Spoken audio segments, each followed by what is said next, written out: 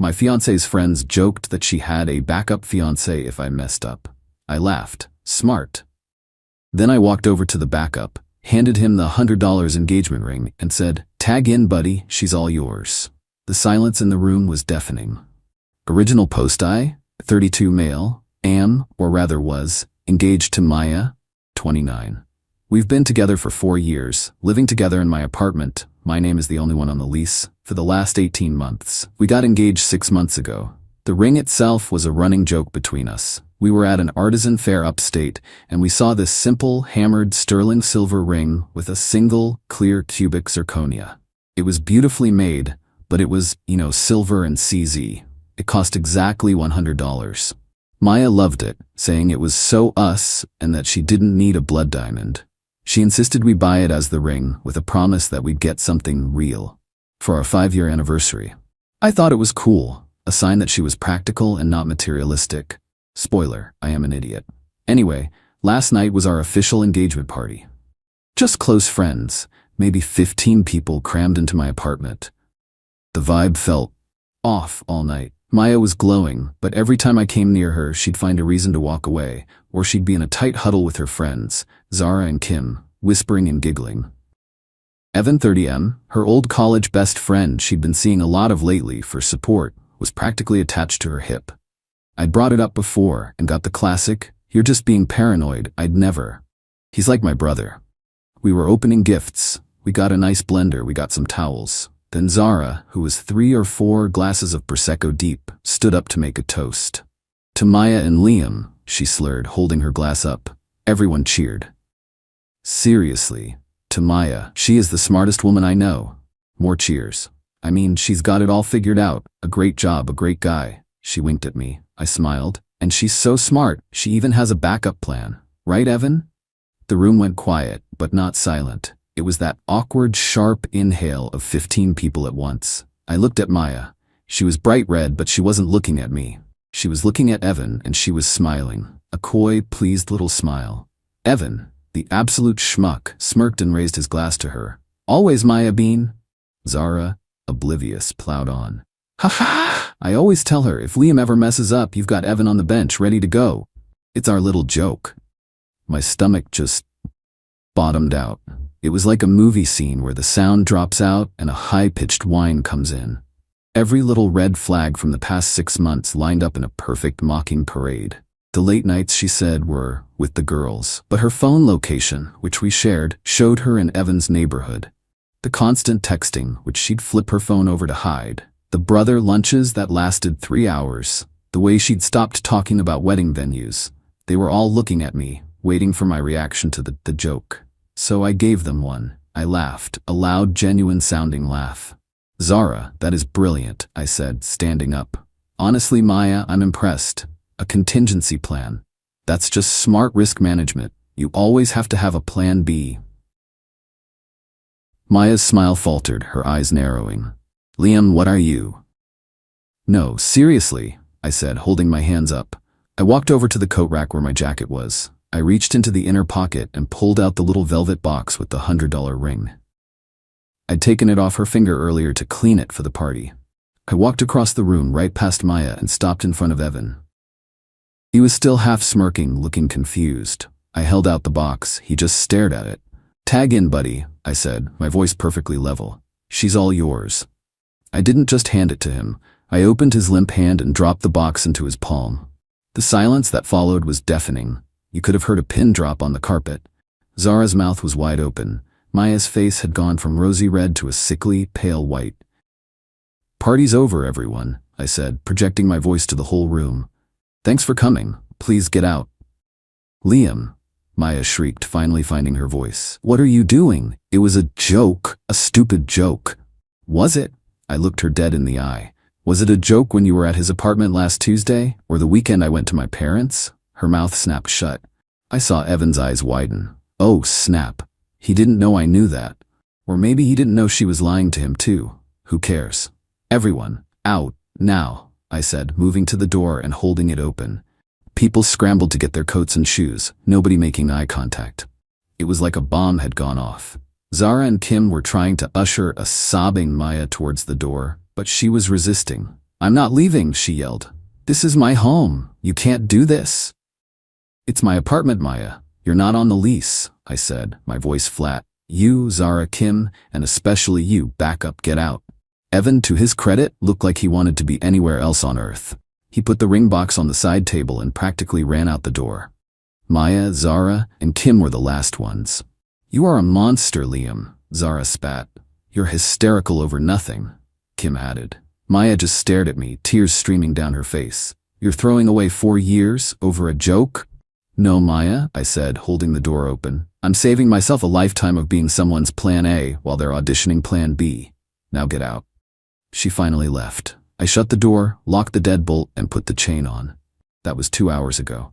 My phone has been vibrating off the table, a mix of texts from her coven, and even her mom, who must have gotten the twisted Liam's a psycho version of events. I haven't read any of them. I'm just sitting in my living room surrounded by half-eaten snacks and discarded gift bags. I picked up the ring box from the table. I'm just looking at it. Best $100 I ever spent. Update 1, 3 days later. Hey Reddit. Wow. I did not expect this to blow up. Thanks for all the support and the mostly good advice. My DMs are a war zone, but the solidarity helps. I feel less like I'm crazy. So the last 72 hours have been a ride. The aftermath, night of the party. The pounding on my door started about 10 minutes after I locked it. It was Maya, Evan, the backup, he came back, and Zara. They were yelling. Maya, Liam, open this door, you're being insane, you embarrassed me. We're not leaving until you talk to her, you controlling prick.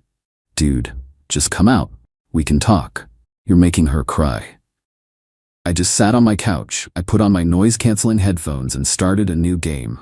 After about 20 minutes of them screaming and banging, I took my headphones off, called the non-emergency police line, and reported a group of intoxicated individuals I just kicked out of a party who are refusing to leave my property and are causing a disturbance. I put the phone on speaker and turned the volume up. The dispatcher's voice, "Sir, are you in immediate danger?" was loud enough to be heard through the door. The pounding stopped. I heard panicked whispering. He's calling the cops. Oh my God, let's go. Maya, come on, he's crazy. By the time I saw the patrol car's lights flash through my window, they were long gone. The text onslaught. My phone was a nuclear core of notifications. I finally read them the next morning. It was a masterclass in gaslighting. Maya, 80+ texts, 15 missed calls. How could you do that to me, in front of everyone? It was a joke, a stupid joke. You have serious trust issues. Fine, I'm at Evans. Are you happy now? You drove me to him. You're throwing away 4 years of memories. My mom is horrified. She can't believe you'd be so cruel. I'm coming to get my stuff tomorrow. We are going to talk. You didn't even let me explain. Evan is just a friend. You twisted everything. Zarelv texts. You're a psycho, plain and simple. Maya is destroyed. She loves you. You're a monster. I hope you're happy alone, you insecure weirdo. Evlik, man, you really overreacted. It was a joke. You humiliated Maya for no reason. Not cool. My response, the methodical part, I didn't reply. Not to one text. Instead, I got to work. Blocked all of them. Maya, Evan, Zara, Kim, even Maya's mom, who had sent me a text saying Maya's a good girl, whatever you think happened, you're wrong. Call her. Locks. 8 a.m. sharp, I had a locksmith at my door. New high-security deadbolt, new lock on the knob. Cost me $280. Worth it. Packing. I spent all of yesterday packing her stuff. Every single thing. Every tube of lipstick, every pair of shoes, all her clothes, her toiletries. I was methodical. I found things I'd bought her. I found little notes I'd written her. That part sucked. I won't lie, I had a moment. I sat on the floor of the closet for about 10 minutes and just felt empty. 4 years. But the anger came back pretty quick. I found a little framed photo of her and Evan from college on her desk. I packed that too. The furniture. This is where it gets tricky. She had 3 main pieces of furniture. A big antique-style vanity her aunt gave her, a bookshelf, and a $700 ergonomic chair she needed for her WFH setup. I paid for the chair on my credit card 6 months ago, and she swore she'd pay me back in installments. She's paid exactly $0. The confrontation, round 2. Around 4 p.m. yesterday, the pounding started again. I looked through the peephole. It was Maya, alone this time. She looked furious. I opened the door, chain still on. She shoved at the door. Liam, let me in. My key doesn't work. Me. I know. I changed the locks. You what? You can't do that? This is my home. I have rights. No, Maya. It's my apartment. You're not on the lease. You were a guest. You're not welcome anymore. A guest? I've lived here for 2 years. You can't just evict me. Me? I can, and I did. We're broken up. You can't break up with me over a joke. I'm getting my stuff.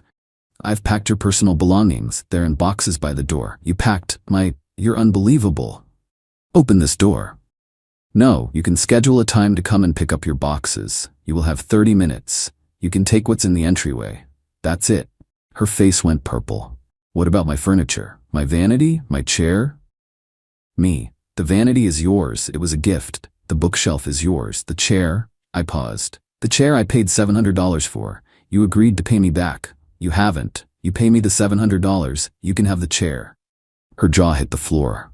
That's extortion. You're stealing from me. That's my work chair. I need it. Me. Then you should have paid for it. Or not had a backup fiancé. I'll call the cops. I'll tell them you're stealing my property. Please do. I'd love to show them the lease and the credit card statement for the chair. Explain to them how your joke got you kicked out. Go ahead. I'll wait. She stared at me. The tears started, but they were angry tears. You will regret this, Liam. You have no idea.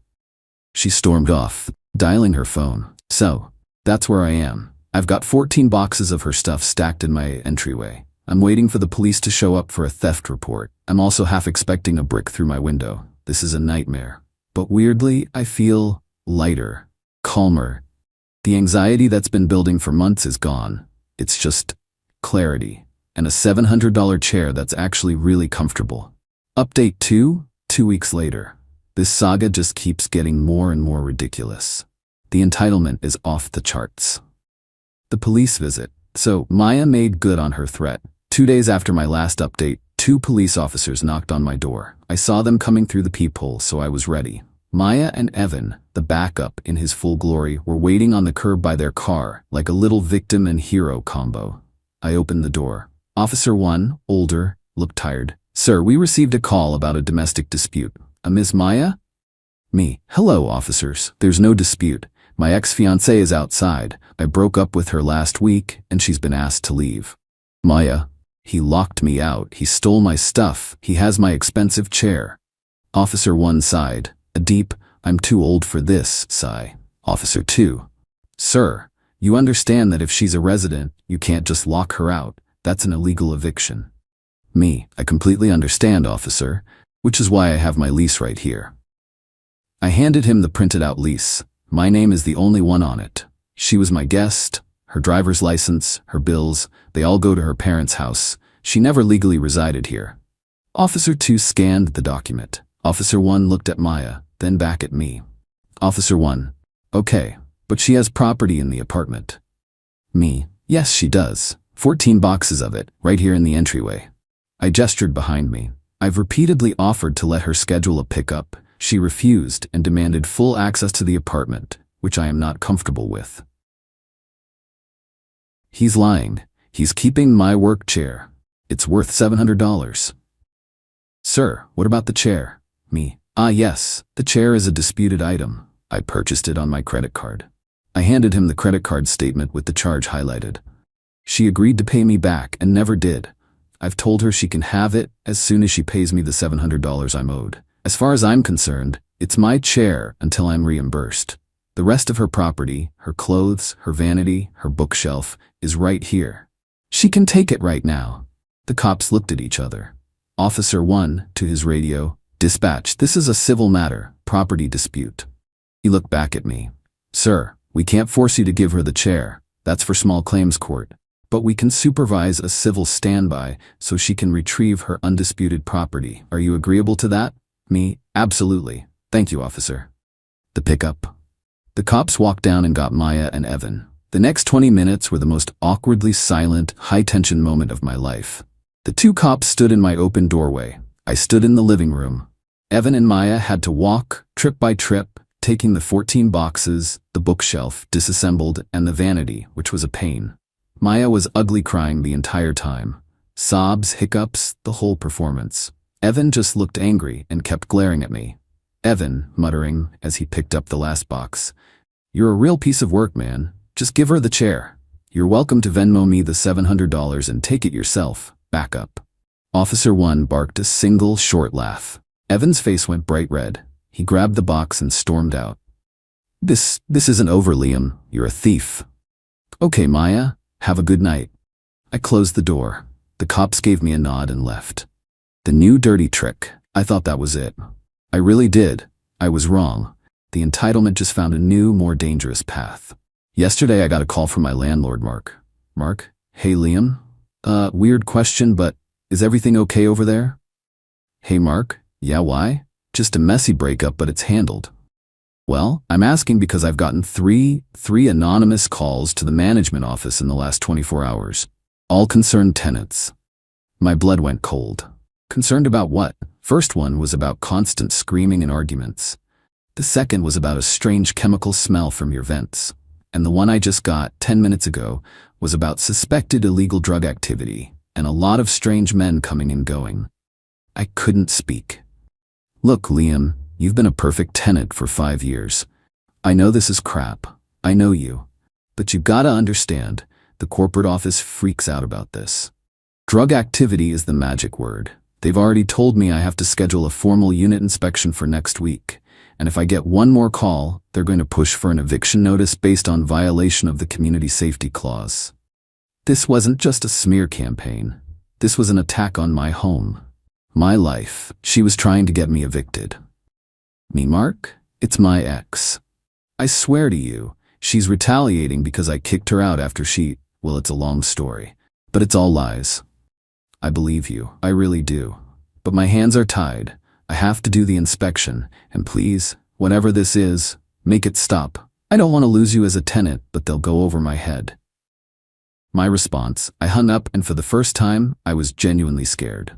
This wasn't about a chair anymore. This was a burn-it-all-down tactic. I'm not a rich guy, but I'm not stupid. I immediately called a local lawyer's office and paid $350 for a 1-hour consultation and a service. I explained everything to the lawyer, the backup joke, the police report, which I got a copy of, and the calls to my landlord.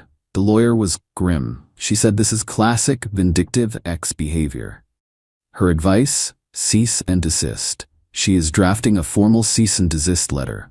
It will be sent via certified mail to Maya, at her parents' house, Evan, and Zara, whose address I unfortunately know. Documentation. The letter will detail the incident, the false police report, and the harassment campaign via anonymous, defamatory calls to my landlord.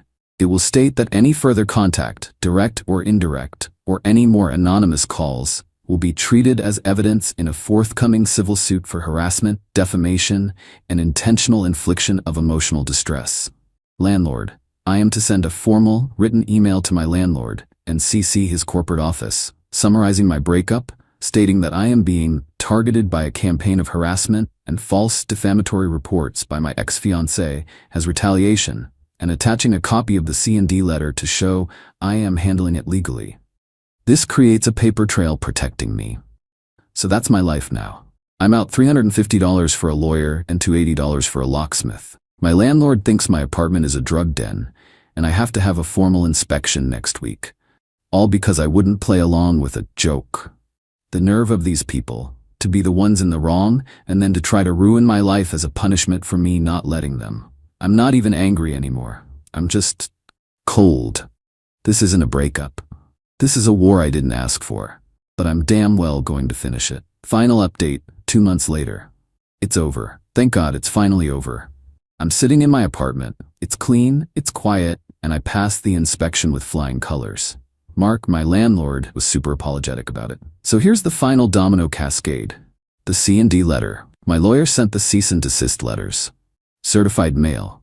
All 3 were signed for. And just like that, silence. The calls to my landlord stopped. Instantly.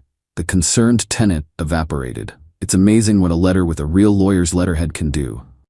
The threat of a civil harassment suit was enough to make the covens scatter. My email to the corporate office with the C&D attached also worked. I got a very polite, very formal email back saying they considered the false reports to be a closed matter. The backup bails. This was the part I didn't see coming. About a week after the letters went out, I got a text from an unknown number. "Hey, it's Evan. Listen, I'm out. This whole thing is crazy. Maya is nuts." I just stared at the text. I didn't reply. About 10 minutes later, another one came. "She's been staying with me, and she's a nightmare. She wanted me to call your landlord again and say I saw you with a gun. I'm not doing that. I'm not getting arrested for her. I told her to get out. I'm done. Sorry for my part in this." So, the backup plan folded the second it involved actual risk or any personal cost. He was happy to be the smug, smirking side piece, but he wasn't willing to be an accomplice to a serious crime. The $100 ring was apparently too high a price. The final boss, Maya's mom life was quiet for almost a month. I was just healing. Then last night, my phone rings, an unknown number. I almost didn't answer. "Hello, Liam? It's Helen, Maya's mom." My blood pressure instantly spiked. "Helen, I'm surprised to hear from you." "Yes, well, Liam, I know things ended badly. I'm not calling to rehash that." "Okay. What can I do for you?" "Look, Maya, she's not doing well. She had to move back home. Evan, well, he was not a nice boy. She's just so distraught. She's trying to get her freelance work going again, but she trailed off." I said nothing. "It's her back, Liam. It's just, she's in so much pain. She can't sit at her desk for more than an hour. That ergonomic chair you have." She said it was the only one that ever worked for her. I almost laughed. It was so pathetic. After everything, after trying to get me evicted, after trying to get me arrested, the play was to send her mom to guilt me over a chair. "Helen, I'm sorry to hear her back hurts. That's a shame. She said you were just keeping it. Out of spite." "I'm keeping it because I paid $700 for it on my credit card. She agreed to pay me back, and she never paid a single cent. I'm not running a charity, and I'm definitely not giving a $700 gift to a person who tried to get me kicked out of my home." Another long sigh. This one was more frustrated. "Fine, how much?" $700. "That's ridiculous. It's a used chair. That's the price. It's the price I paid. It's the price she agreed to pay. Honestly, Helen, I'm being generous. I should be charging for storage and the emotional distress." A long, angry silence on her end. I could hear her breathing. Can I Venmo you?" I blinked. Yes, you can. My Venmo is @Venmo. "And you'll give her the chair?" You send me $700. I will put the chair on my porch. You can send whoever you want to come and get it. I don't want to see her." "Fine." She hung up. I swear to you, not 60 seconds later, a Venmo notification popped up. "Helen paid you $700. Note, for the chair." I rolled the very comfortable, fully paid-for chair out onto my porch. I texted her, "It's outside." I watched through the window. An hour later, a beaten-up sedan I didn't recognize pulled up. Maya got out of the passenger side, ran up, grabbed the chair, shoved it in the back seat, and the car sped off. She didn't even look at my apartment. Conclusion. So that's it. It's done. The coven scattered because it wasn't fun anymore. The backup bailed because he's a coward. And the princess is back at her parents' castle, minus her pride, but plus her ergonomic chair, paid for by her mom. I heard through a mutual friend, one who actually apologized to me, that Zara and Maya aren't friends anymore. Apparently, Maya blamed Zara for the whole thing, saying her stupid joke ruined her life. The lack of self-awareness is astounding. As for me, it cost me. I'm out $280 for the locksmith and $350 for the lawyer. That's $630. But I'm up $700 on the chair, so I'm net $70. But emotionally, it cost a lot more. It's hard to trust my own judgment. 4 years? And I never saw the entitlement until it was staring me in the face. But I'm good. The apartment is mine. It's quiet. I'm not dating. I'm just enjoying the peace. I'm not a hero. I'm not a badass. I'm just a guy who finally learned how to enforce a boundary. Oh, and the $100 ring? The box is in the trash. I took the ring itself and threw it in one of those donate-your-old jewelry bins at the mall. I hope it goes to someone who actually deserves it. Thanks for listening, Reddit. Peace out.